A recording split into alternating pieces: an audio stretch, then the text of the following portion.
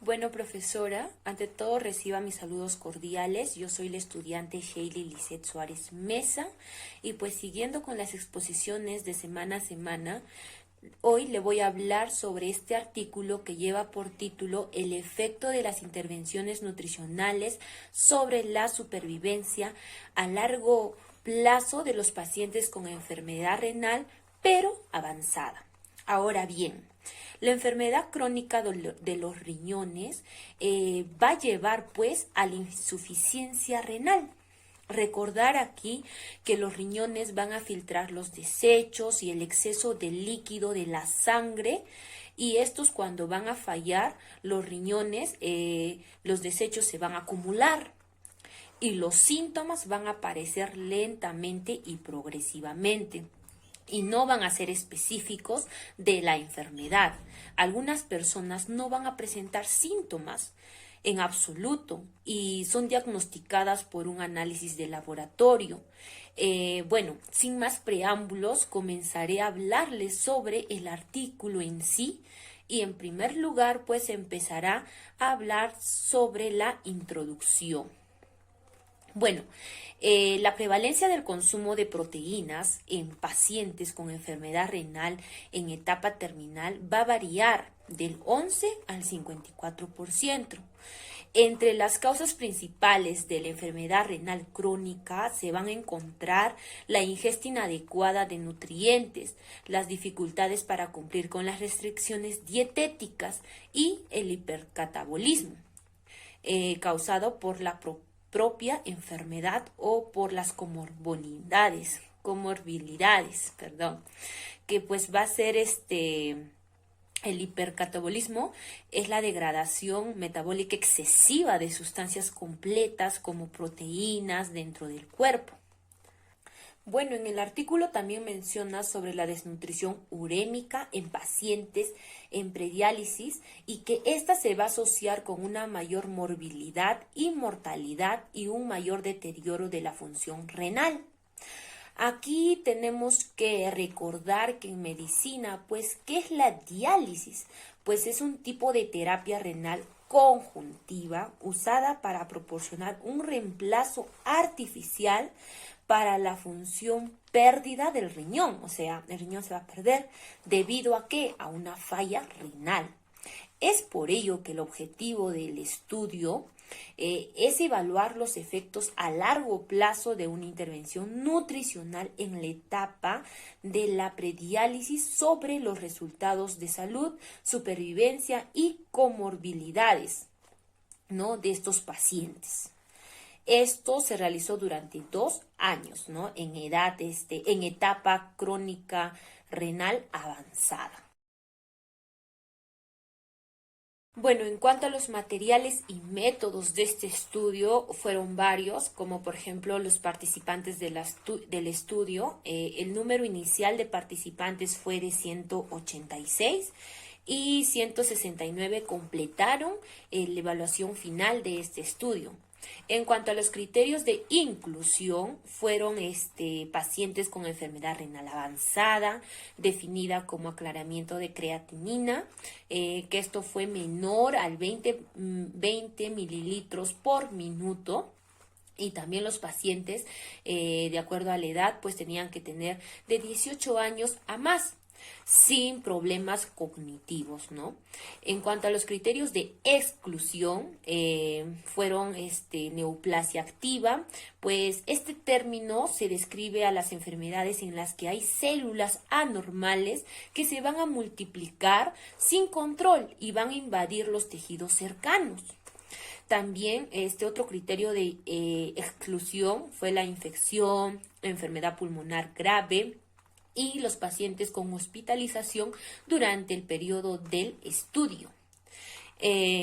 También después de 6 meses de la educación nutricional, recopilaron datos para evaluar la eficacia y la seguridad de la intervención. Otro método fueron que todos los pacientes comenzaron la diálisis según lo indicado, en función de sus parámetros clínicos y también los parámetros bioquímicos, pero individualizados. También los pacientes seleccionados fueron incluidos en un programa de educación nutricional, pues esto consistió en un plan dietético individualizado y un seguimiento pues durante 6 meses.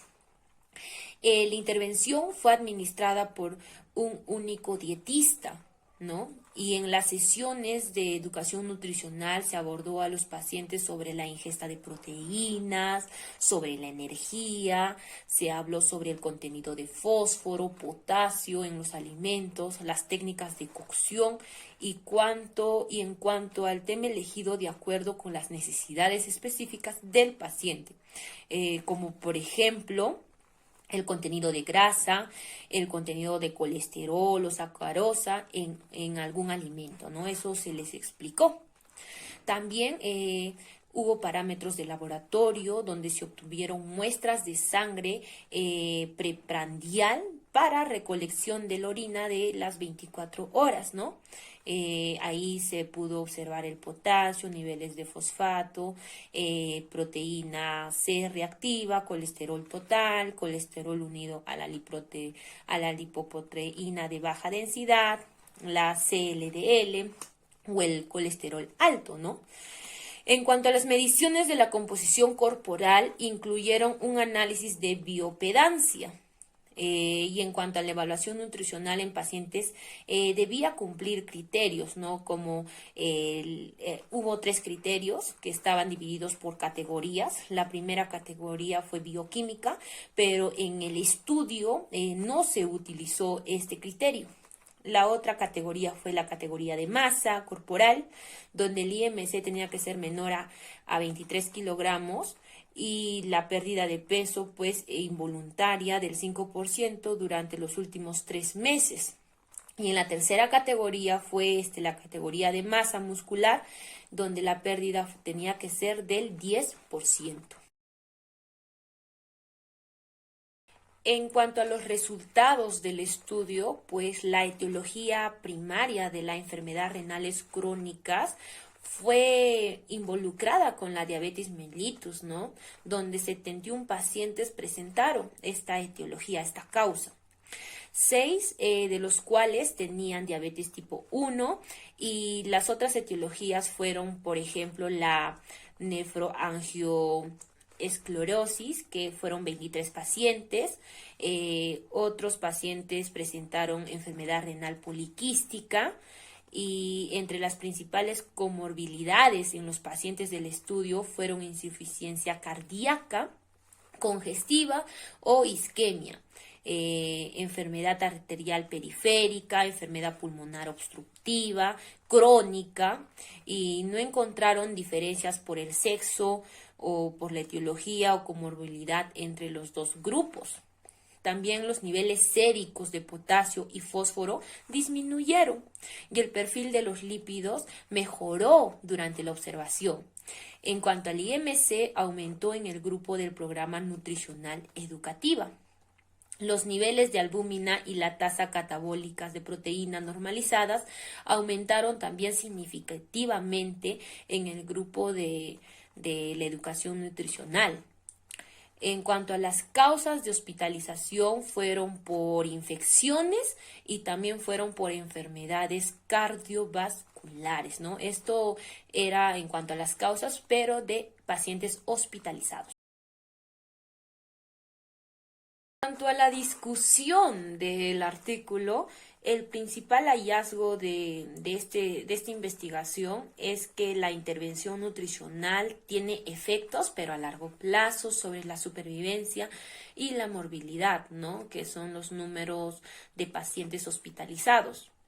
Bueno, también la eficacia del programa de la intervención nutricional individualizada es muy eficaz y muy segura para pacientes con estos problemas crónicos renales, ¿no? Con no diálisis, y no va a producir deterioro de la función renal. También el grupo de intervención logró una mejor masa corporal y estado nutricional medido por la evaluación global subjetiva y también el aumento de su ingesta de alimentos.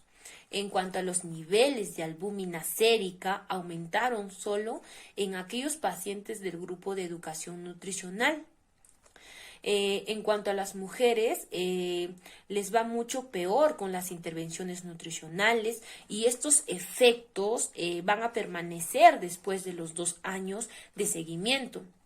Esto pues es un posible factor en esta realización que podría ser la mayor incidencia de obesidad sarcopénica entre nuestras pacientes femeninas, ¿no? Que son las más obesas que en los hombres. Bueno, esto no se llevó en este estudio, sino que esto sacaron de otros estudios donde las mujeres pues tienen más intervención, o sea, les va un poco mal a diferencia de los varones en cuanto a las intervenciones nutricionales.